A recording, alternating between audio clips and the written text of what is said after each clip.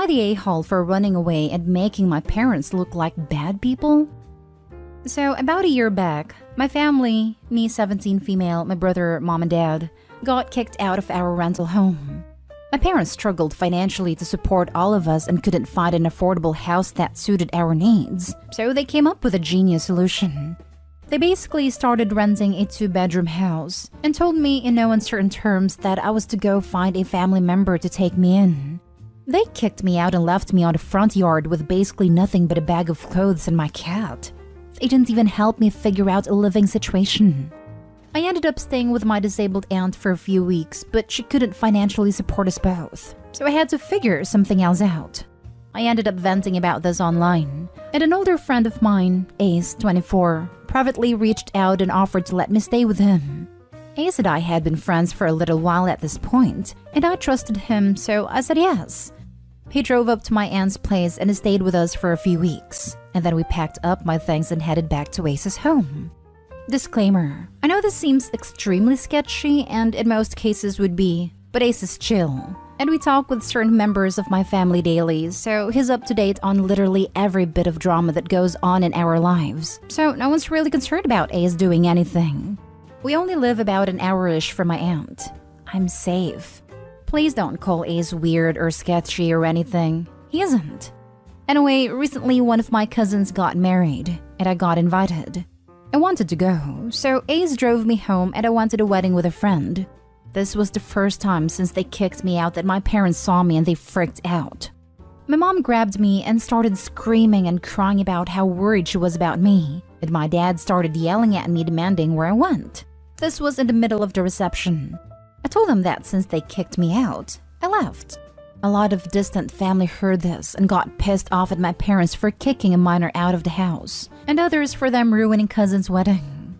In the chaos of people freaking out over my parents and trying to calm everyone down so the party could continue, I managed to sneak out and go back to Ace.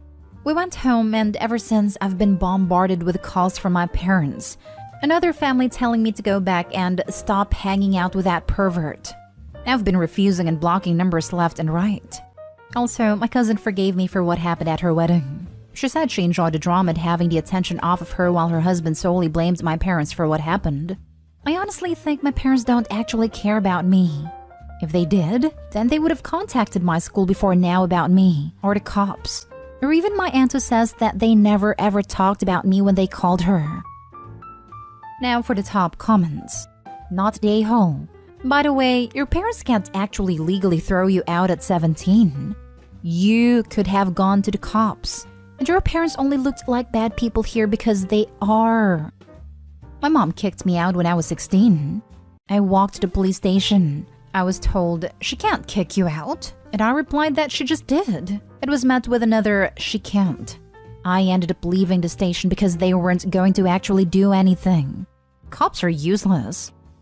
Yep, my friend's dad randomly started locking him out at 15. So he practically lived at my house. And you're right, the cops can't monitor that stuff and they won't.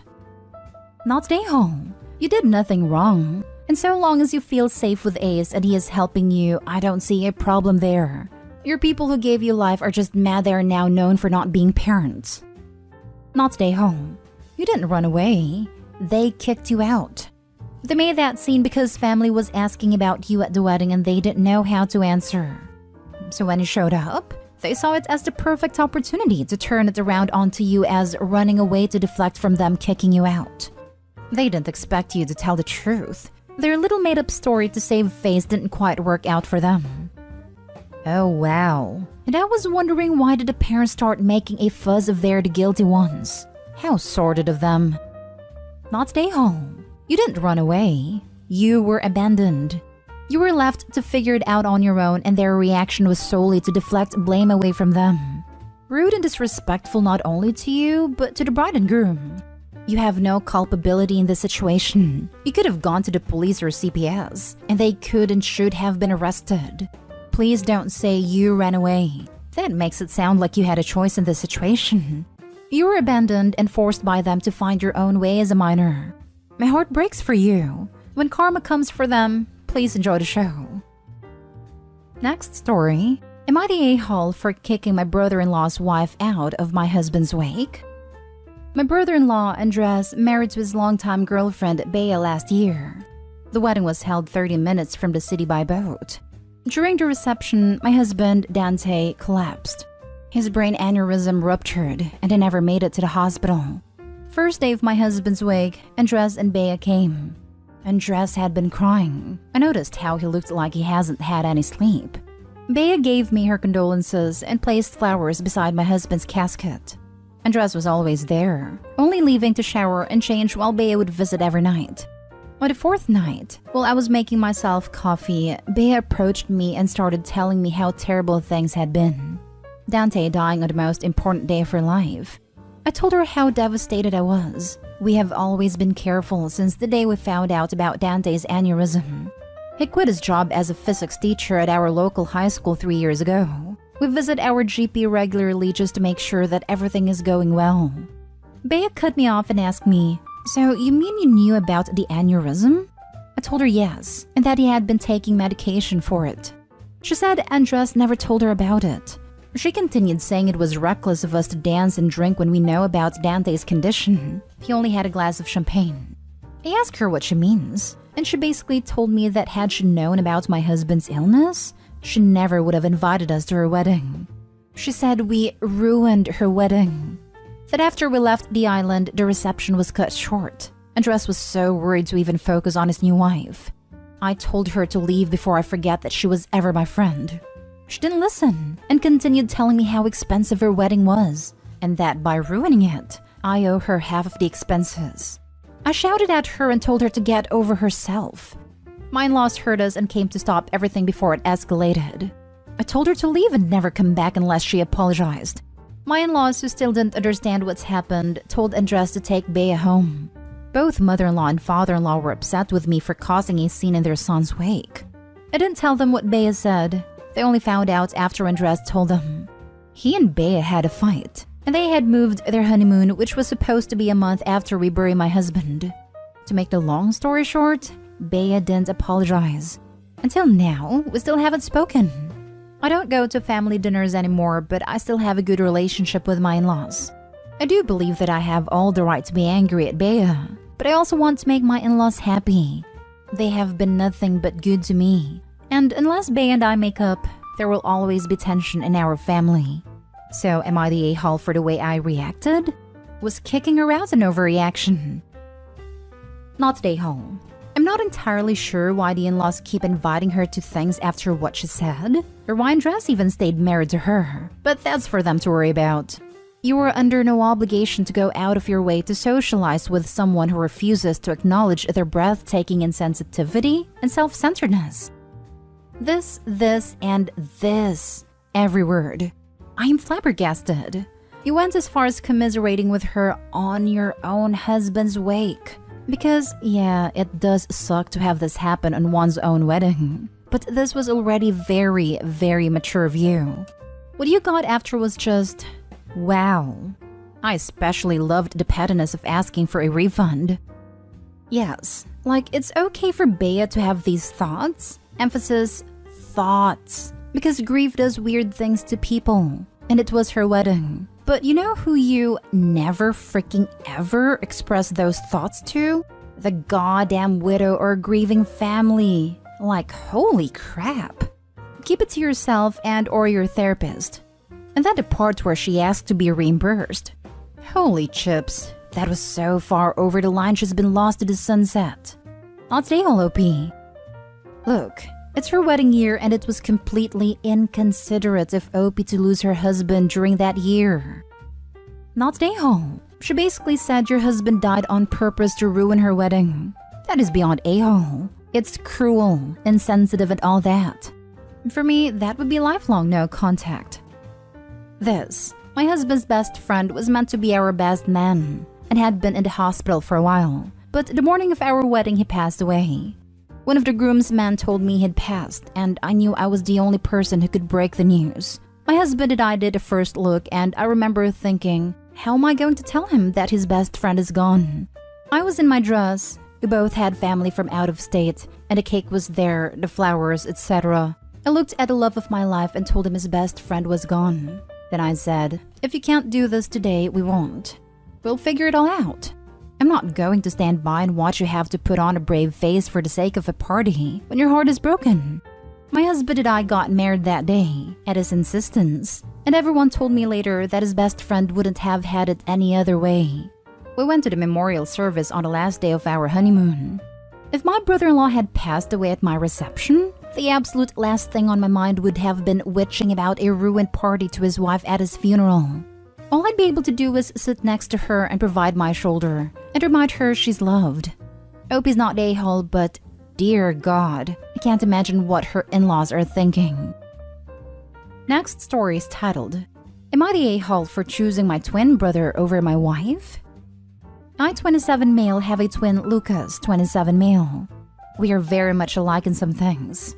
He loves fitness and so do I. That's why I became a firefighter and is a gym manager. He has a motorcycle, Kawasaki Ninja 300 I'm pretty sure. He was on a closing shift and he got rear-ended by a crappy Ford. He broke his left leg at his collarbone and has a mild concussion. I broke down when I heard this, as he's my best friend. Forward 2 days after the crash, my wife is going to a wedding and I'm her +1. While we were getting ready to leave while she was doing her makeup, my brother texted me from the hospital and for me to please come to the hospital because he really needs comfort and is in pain and stuff. I told my wife about the situation and she yelled at me to not go there because he's a grown man that can suck the pain. I slammed the front door shut, leaving her with our baby and went on my motorcycle there. I didn't even think. All I could think about is how much of a witch she was then. I stayed with my brother overnight as I had work the next morning. Now, I have been getting texts from her family and friends saying I was an awful husband for not choosing your wife and choosing your brother.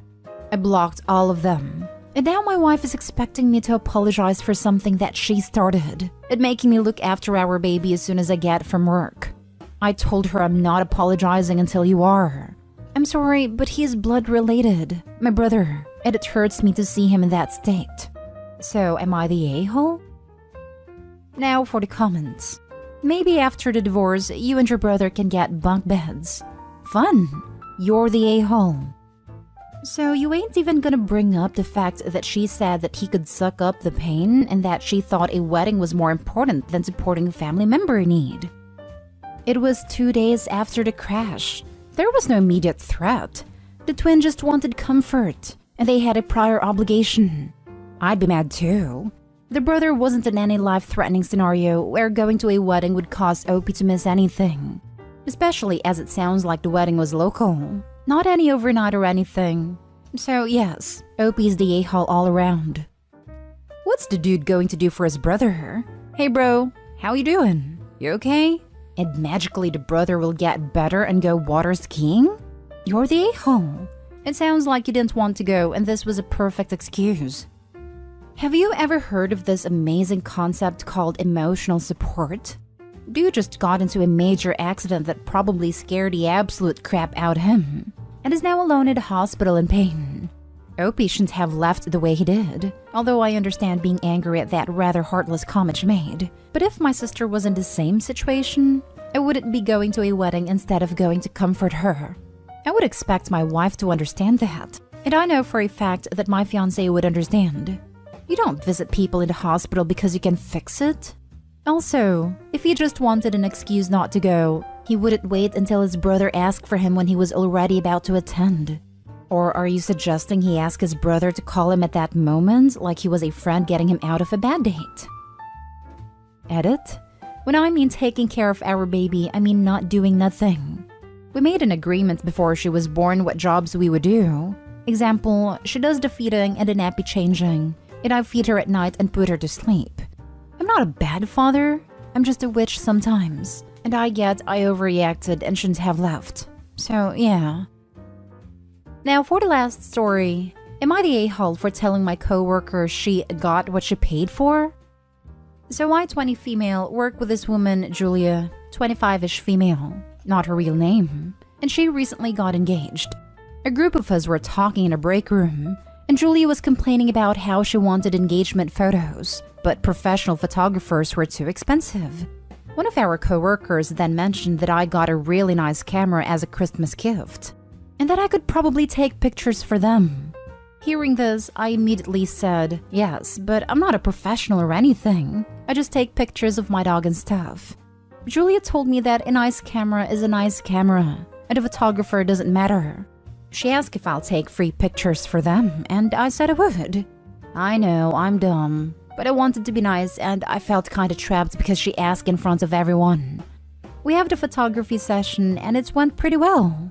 The pictures turned out pretty nice, and I spent a lot of time teaching myself how to edit them for her. Yesterday, I brought a few of the edited pictures to work for Julia to take a look. The pictures aren't at a professional level or anything, but I thought they looked pretty nice. Julia didn't agree, I guess, because she said, oh, these are okay, but I guess I was expecting something different.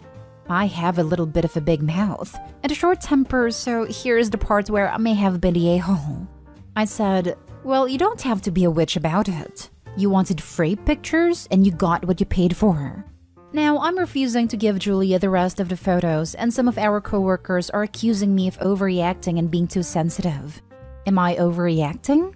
Am I the a-hole here? Not the a-hole. I'm a professional photographer, and honestly, I hear this all the time. Julia told me that a nice camera is a nice camera and the photographer doesn't matter. It makes me furiously angry every time I hear it. I spent years learning how to be a good photographer, and it has nothing to do with the camera. I can take better engagement pictures with my phone than a non-trained photographer can with an expensive DSLR.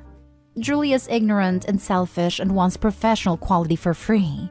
Also, as a professional, I will tell you that the client never gets all the pictures I take. I edit photos and I present the best of the best. So there's no reason you should give her all the pictures. Give her the ones you are proud to share with her and others and be done with it. And word of advice, people who put down a profession and want something for free are always going to be problems. Don't let yourself get sucked into this again. If I don't understand it, it must be easy. Seems to be quite a commonplace line of thought.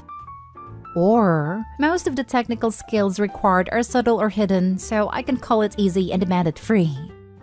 Not the a-hole. Julia sounds like she belongs in r/choosing beggars, although I think I'd give Julia the unedited photos, since you weren't charging her in the first place, and let that be your wedding gift. By the way, I work with a guy who started taking free photos for people and got really good at it, so now it's his side hustle. So if you're interested, don't give up. Not the a-hole, but you're not doing yourself any favors professionally. It will cause you more workplace drama if you continue to hold on to the photos. You agreed to do the photo shoot and are now withholding the photos. Regardless of the reason, some people will perceive you as unreliable and emotional because of this choice. Your coworker was wrong, but you chose to put yourself in the position of getting involved with her outside of the workplace. It would be best for your reputation to apologize for the way you worded your response. Explain that you were hurt because you tried your best and hand over the photos.